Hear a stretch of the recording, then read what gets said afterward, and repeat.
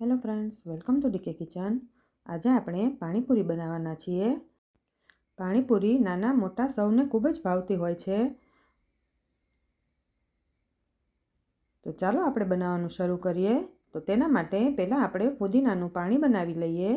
તેના માટે 1 કપ ફુદીનો લેવાનો, અડધો કપ લીલા ધાણા, આદુના ટુકડા અને 2 લીલા મરચાં લીધા છે મેં, તીખા છે એટલે 2 નાખ્યા છે। તમે તમારા ટેસ્ટ પ્રમાણે વધારે ઓછા કરી શકો છો।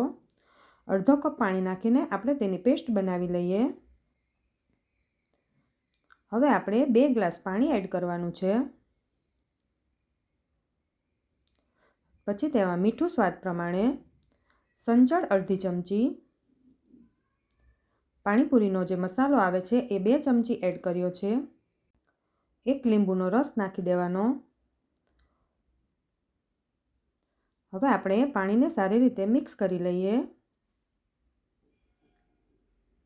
પાણી સારી રીતે મિક્સ કરી લેવાનું। પછી તેમાં થોડી આપણે બૂંદી એડ કરી દઈએ। બૂંદી ઓપ્શનલ છે। ફુદીનાનું ખાટું અને તીખું પાણી તૈયાર થઈ ગયું છે, તો આપણે તેને ફ્રીજમાં ઠંડુ થવા મૂકી દઈશું। હવે આપણે 5 બાફેલા બટેકા લીધા છે, તેને આપણે મેશ કરી દેવાના છે। પછી 5 થી 6 ચમચા બાફેલા ચણા નાખવાના।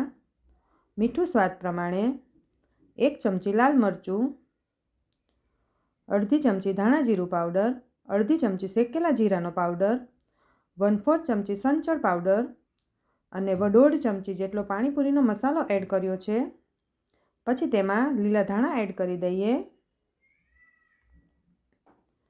મસાલાને સારી રીતે મિક્સ કરી લઈએ। મસાલો પણ આપણો તૈયાર થઈ ગયો છે। હવે આપણે પૂરી તૈયાર કરી લઈએ। તેમાં મસાલો ભરી દઈએ। ખજૂરની આંબલી વગરની ચટણીની રેસીપી મેં ઓલરેડી તમારી સાથે શેર કરેલી છે, તેની લિંક પણ હું ડિસ્ક્રિપ્શન બોક્સમાં આપી દઈશ। આ એ ચટણી છે। તો તૈયાર થઈ ગઈ છે આપણી પાણીપુરી।